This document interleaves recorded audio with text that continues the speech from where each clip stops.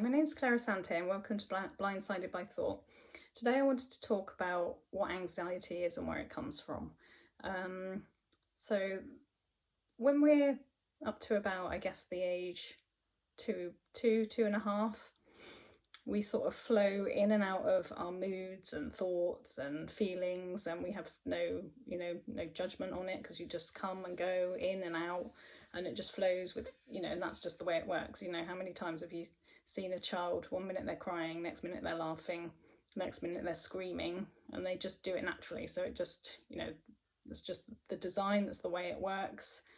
And then from quite a young age, people are sort of trying to change the way you feel. So if your child's crying, the automatic reaction is to try and make them feel better and stop them crying, even as babies. And, that's just kind of what we do. But it very quickly teaches the message that there are certain feelings that aren't okay. So if you're upset, then someone tries to cheer you up, and they're basically saying, well, we need to change your feelings, we need to change your emotions because that one's not okay, and we want you to change to this one because that one's okay. And you have a list of negative emotions. There's anger, stress, anxiety, depression, all those things that we see as not acceptable. And then we have joy and happiness, and the list is quite a bit shorter with the more positive ones, but that's what people are always trying to get to. So when you think that's something we've been taught as babies, children, and as we're growing up, it sends us this message that you shouldn't feel a certain way. So then what happens is, because we think those feelings are wrong, or we shouldn't be feeling that way, we try and change them, we try and come out of them, we try and change the way we're feeling, and we're basically paying a lot of attention to try and get out of it. And actually that's exactly what's holding it in place. So by us trying to change it, that's focusing on it even more, and that's why it hangs around.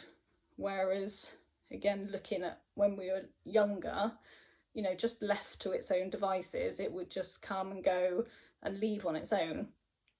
So I think that's the misunderstanding, is that all these emotions that we have, there's some good and some bad, and over time, when you do that enough, it causes us to resist, push down, push away all these feelings that we label as the kind of bad ones. And then that's when they keep showing up as something that's unacceptable, and we resist them. There's that saying, whatever we resist persists, and then they keep showing up more. And that's basically where the suffering comes from. And the freedom comes from knowing that all emotions are okay. We get this overwhelming feeling of something uncomfortable, and it is just actually a sensation in our body that, if you queued to go on a roller coaster, you'd get that feeling when you're queuing to go on a roller coaster. You see it as acceptable and exciting and fun. But if it's done when you're stood in the supermarket, then we feel like it's wrong and shouldn't be happening. But it's the same feeling, but we just label it as good and bad. So then by trying to push that emotion and feeling and that sensation in your body away, that's what keeps it holding on. And then it sort of becomes habitual, and that's when we end up kind of suffering long term with anxiety problems, because we don't like the way it feels. But that feeling that we have in our body, that sensation, it's actually just energy racing around. It feels very overwhelming and horrible, and we don't like it and we want to get rid of it. But actually, again, it's not. It is just a feeling in our body.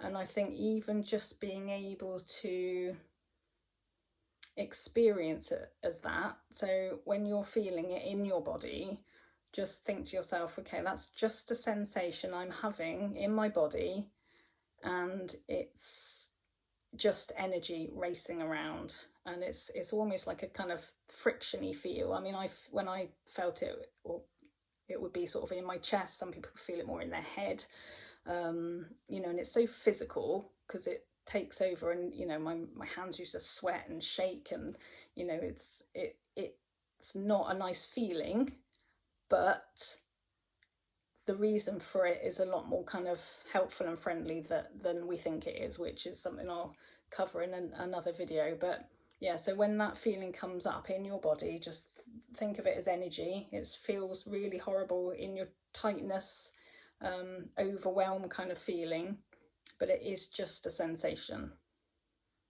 And it's almost like accepting it as just a sensation and feeling it, almost leaning into it.